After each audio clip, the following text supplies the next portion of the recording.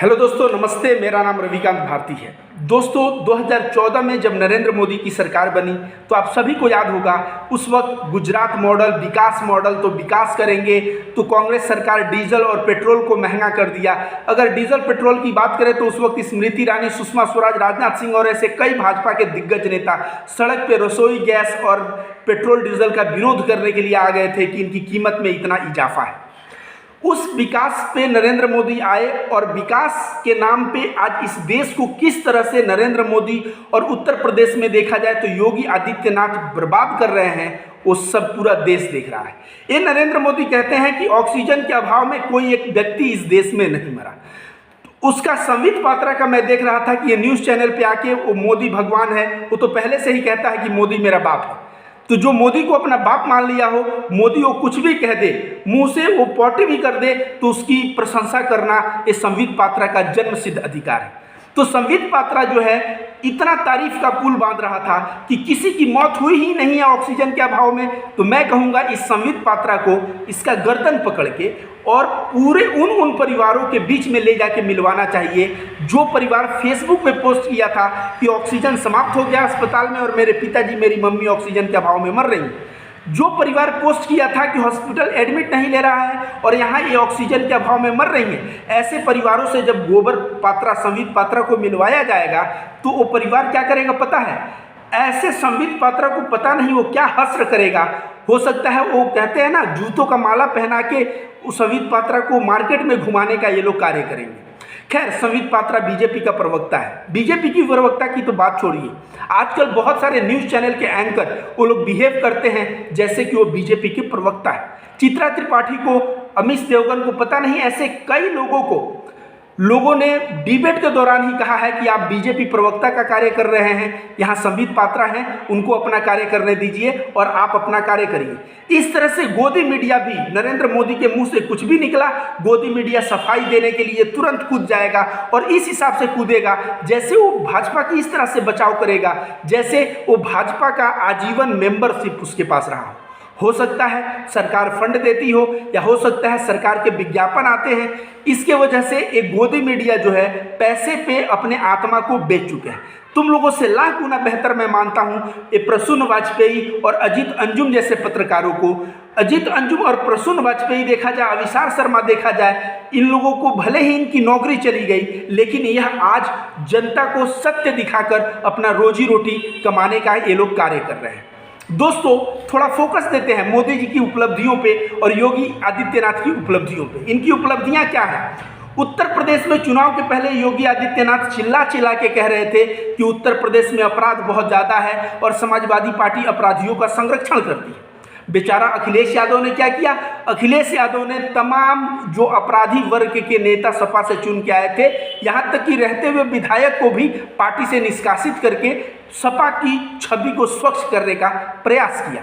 लेकिन जनता को वो मंजूर नहीं था। जनता को मंजूर था बीजेपी और योगी आदित्यनाथ। योगी आदित्यनाथ आए, अब सवाल यह उठता है क्या योगी आदित्यनाथ के आने से क्या उत्तर प्रदेश में अपराध कम हो गया है? जी नहीं। आप आए दिन न्यूज़ या डेटा उठा के देख लीजिए तो हत्या, बलात्कार और यहाँ पे क्राइम इतना बढ़ चुका है, शायद पास्ट के किसी भी गवर्नमेंट में उतना क्राइम नहीं रहा है।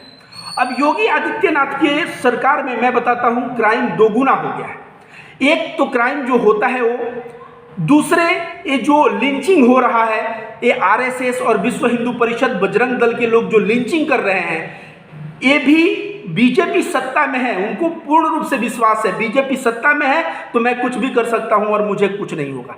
इसीलिए तो सूरजपाल अंबू जो खुले मन से कहता है जहां मुसलमानों को देखो टोक दो, और हरियाणा में उसको बीजेपी का प्रवक्ता बना दिया जाता है। तो यहाँ पे अपराध दो तरीके से बढ़ा है। एक तो नॉर्मल अपराध होता था, दूसरा ये अंधभक्त, गोबर भक्त, इनकी जो हौसला बढ़ी है बीजेपी सरकार आने से, एक कानून को अपने हाथ में लेके किसी का हत्या करने का, लिंचिंग करने का इनको लाइसेंस मिल गया है। तीसरा, योगी आदित्यनाथ स्वयं गुंडई पे उतर आए हैं, जिसको ठेठ भाषा में गुंडई कहा जाता है। कैसे? पुलिस आए दिन किसी को उठा के इनकाउंटर कर देता है। भारत का संविधान क्या कहता है? भारत का संविधान कहता है कि अगर कोई आदमी 2 साल का सजा होता है तो 2 साल का सजा हो, किसी आदमी को न्याय के दौरान 10 साल की सजा होती है तो 10 साल की सजा काटेगा, किसी को उम्र कैद और किसी को सजाए मौत हो तो सजाए मौत और उम्र कैद का जो है सजा वह काटेगा। लेकिन योगी आदित्यनाथ ने एक कानून व्यवस्था को ही अपने हाथ में ले लिया और पुलिस के हाथ में दे दिया।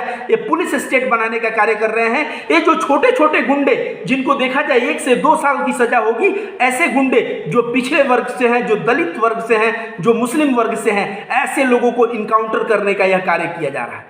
आप जाके डेटा उठा के देख लीजिए, उत्तर प्रदेश में जितने इनकाउंटर हुए हैं उसमें किस जाति विशेष के लोगों का इनकाउंटर ज़्यादा हुआ है। और योगी आदित्यनाथ होता कौन है, इसको कौन अथॉरिटी देता है इनकाउंटर करवाने का। इनकाउंटर देश में संविधान है और संविधान न्याय प्रणाली है। न्याय अगर उम्र कैद देगा तो सामने वाले को उम्र कैद और सजाए मौत देगा तो मौत। योगी आदित्यनाथ के समय में समझ लीजिए पुलिस खुद एक अपराधी बन चुका है। योगी आदित्यनाथ खुद एक अपराधियों के संरक्षण देने वाले बन चुके हैं। जो अंधभक्त गोबर भक्त हैं उनकी लिंचिंग अलग, और जो आम तौर पे बलात्कार और हत्या हो रही है वो तो हो ही रही है। योगी आदित्यनाथ की सरकार की और उपलब्धि क्या है? बलात्कारियों के साथ खड़ा होना। जो चिन्मयानंद का वीडियो आप सभी ने देखा होगा, वो चिन्मयानंद मसाज कराते हुए लड़की से, वो वीडियो काफ़ी वायरल हुआ था। योगी आदित्यनाथ उस चिन्मयानंद को ऐसे पैर छू के और नमस्कार करते हैं। तो जो बलात्कारियों के साथ योगी आदित्यनाथ खड़े हो गए, सत्ता में थे तो उस लड़की पे इतना प्रेशर बनाया कि लड़की ने बयान बदल लिया। लड़की भागी भागी फिर रही थी चिन्मयानंद का, जिसने वीडियो बनाया था, जिसने आरोप लगाया था। लड़की के परिवार वालों को परेशान किया गया। तो योगी आदित्यनाथ की यही उपलब्धि है कि जिस लड़की पे बलात्कार हो उस लड़की को जीना मुश्किल कर दो। क्यों? क्योंकि सामने वाला अपराधी जो है वो चिन्मयानंद जैसे लोग हैं। अपराधियों की बात करें तो कुलदीप सिंह सेंगर का आप सभी जानते हैं, लड़की का मर्डर हो गया, लड़की के पूरे परिवार, उसके पिता की हत्या हो गई, पूरे परिवार की हत्या हो गई। फिर भी इनके मुंह से चूं तक नहीं निकला। बीजेपी के लोग जो है उसके सपोर्ट में रैलियां किए थे। तो उत्तर प्रदेश में योगी आदित्यनाथ के आने से विकास हुआ या नहीं हुआ, लेकिन ये तो विकास दिखता है कि बलात्कारियों के सपोर्ट में झंडे लेके जो है रैलियां निकालना, बलात्कारियों के सपोर्ट में ऐसा हो जाना कि पीड़िता का मर्डर हो जाए, पीड़िता के पापा का मर्डर हो जाए, पीड़िता जो है दर दर भटकती रहे, लेकिन सरकार उस पर कोई सुनवाई नहीं करेगा, बल्कि सरकार कहेगा कि तुमको केस वापस लेना होगा। तो आप देख ही लिए अपराध इतना सीमा पे है। अपराध के साथ साथ बलात्कार का आपने देख लिया योगी आदित्यनाथ की सरकार में कैसा बढ़ावा दिया जा रहा है। इसके अलावा नौकरी, एक कहते कि नौकरी दूंगा, चलो प्राइवेट या सरकारी, आपने नौकरी में क्या दिया? अभी कह रहे हो उत्तर प्रदेश नंबर 1 और उत्तर प्रदेश में इतने रोजगार मिलेंगे। मैं कह रहा हूँ उत्तर प्रदेश जब नंबर 1 कह रहे हो, उत्तर प्रदेश में बिल्कुल नंबर 1 बनने की क्षमता है। उत्तर प्रदेश के शहर को नंबर 1 बनने की क्षमता है, लेकिन अभी तुम उत्तर प्रदेश को नंबर 1 बोल के उत्तर प्रदेश का मजाक पूरे देश में बनाने का प्रयास कर रहे हो। मैं एक बता दूं, ये नरेंद्र मोदी और योगी, इनकी साठगांठ ऐसी है कि ये लोग जो सर्वे करवाते हैं, पता नहीं उस सर्वे वाले को किस मात्रा में पैसा या प्रेशर देते हैं कि सर्वे वाला सारा का सारा सर्वे इनके पक्ष में कर देता है। बनारस, जिसको नरेंद्र मोदी ने कहा था क्योटो बनाएंगे, आज चलिए वो सफाई में, स्वच्छता में भारत का सबसे साफ सिटी में आया है। मेरे साथ चलिए, मैं बनारस को घुमाता हूं और मैं बताऊंगा, जब आप अपने आंखों से देखेंगे तो आपको यकीन नहीं होगा कि ये भारत के सबसे साफ सिटी का दुर्दशा ही होगा। बनारस को क्योटो बिल्कुल बनाया जा सकता है। यह धार्मिक राजधानी भारत की है। यहाँ बाबा विश्वनाथ और माँ गंगा जैसे लोगों के साथ धोखा करने वाले लोग नरेंद्र मोदी हैं, और भगवान शंकर के साथ भी ये धोखा करने वाले लोग हैं। जहाँ पे हर हर महादेव का नारा लगता था, वहाँ पे हर हर मोदी का नारा लगा। और इस बंदे ने, माँ गंगा ने बुलाया है, और माँ गंगा का क्या हश्र किया। तो देखा जाए कि बनारस को इतना साफ किया जा सकता है, क्षमता है, लेकिन नरेंद्र मोदी जो है आके पूर्ण रूप से चौपट कर दिए। उत्तर प्रदेश को पूर्ण रूप से चौपट कर दिए। उत्तर प्रदेश में आज देखिए तो बेरोजगारी चरम सीमा पे है। मैं कहता हूँ आप चलिए गांव-गांव में, मैं घुमा देता हूँ, आप देखेंगे तमाम लोग आत्महत्या करने को सोच रहे हैं, क्योंकि जेब में पैसा नहीं है, शादी विवाह हो गया है, पत्नी प्रेशर दे रही है कि तुम्हारे पास पैसा क्यों नहीं है। तो ऐसे में अगर आप सही मायने में देखें तो मैं बता रहा हूँ, मैं जिस जिले में हूँ उस जिले में मैं एक सामाजिक कार्य करता हूँ। मैं हर एक जगह जाता उठता बैठता हूँ और देखता हूँ, और मैं सही में आपको बता रहा हूँ कि यहाँ का युवा, आधा से ज़्यादा युवा बेरोजगार और पैसे के अभाव में वो डिप्रेशन में चला गया है। ऐसा उत्तर प्रदेश जिस उत्तर प्रदेश को आप देखेंगे भारत के कंधों के समान है और उसमें सही मायने में क्षमता है, क्योंकि यहाँ की भूमि उपजाऊ है, यहाँ गंगा जैसी यमुना जैसी नदियाँ हैं, यहाँ पर्यटक स्थल अच्छे अच्छे हैं। इस उत्तर प्रदेश को क्या से क्या बनाया जा सकता था, लेकिन नरेंद्र मोदी और योगी आदित्यनाथ की सरकार को लाके, कहते हैं ना कर्म फूटे रहते हैं, तो ऐसा होता है। एक कर्म फूटा था कि उत्तर प्रदेश के लोगों ने लाया और ये लोगों ने बलात्कार, अपराध और बेरोजगार इन सभी चीज़ों को बढ़ावा दिया। इसमें थोड़ा सा भी कमी नहीं की, लेकिन ये मुंह से कहते हैं ना, ये लोग शब्दवीर हैं, कर्मवीर नहीं। इस शब्द से कहेंगे कि ऑक्सीजन का अभाव नहीं था, तो इस शब्द से कहेंगे कि उत्तर प्रदेश नंबर 1 है। योगी आदित्यनाथ, गोरखपुर में मैं बता रहा हूँ जहाँ योगी आदित्यनाथ का गढ़ है, क्या हुआ है, एक धोबी समाज का लड़का जिसका नाम था अविश कनौजिया, उसने एक ब्राह्मण की बेटी के साथ शादी किया। ये अविश कनौजिया आरएसएस की शाखा में जाता था, आरएसएस का मेंबर भी था और ये जात का धोबी था और इसने ब्राह्मण की बेटी के साथ शादी कर लिया। नतीजा क्या हुआ, इसे मौत के घाट उतार दिया गया।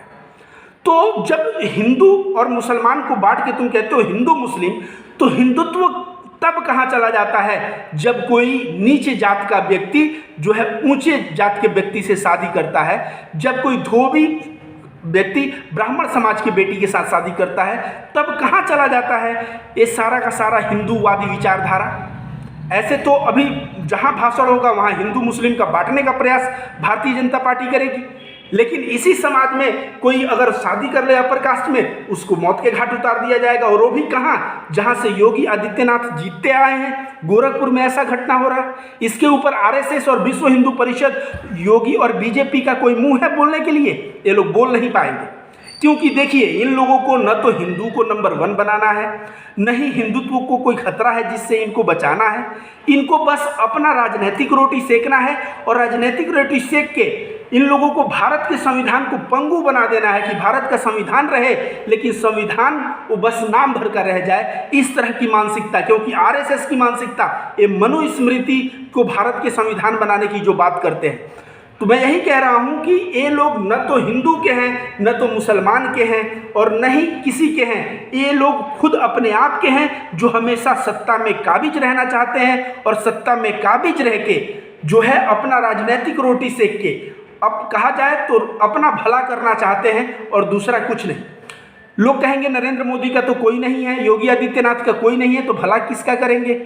मैं कहूं कि घोटाले का अगर लिस्ट निकाला जाए तो इन लोगों के नाम पे इतने घोटाले निकलेंगे। प्रत्येक जिले में चले जाइए, जिले अस्पताल का क्या कंडीशन है देख लीजिए।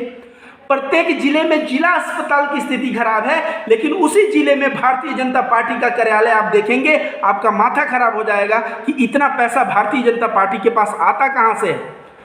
तो इससे कल्याण, वही मैंने कहा कि अस्पताल बन जाएगा तो जन कल्याण होगा, नागरिक का कल्याण होगा, लेकिन बीजेपी कार्यालय बनेगा तो इससे बीजेपी कार्यकर्ता लोगों का कल्याण होगा। तो ये जब से योगी और मोदी की सरकार आई है, ये लोग हमेशा आप देखेंगे तो नागरिक धर्म को कभी नहीं निभाए हैं, नागरिकों के खिलाफ हमेशा कार्य किए हैं और ये लोग हमेशा बढ़ावा दिए हैं। तो किसको बढ़ावा दिए हैं? नफरत को बढ़ावा दिए हैं और नफरत को बढ़ावा देख के अंत में जो है बेरोजगार युवा को कर दिए हैं।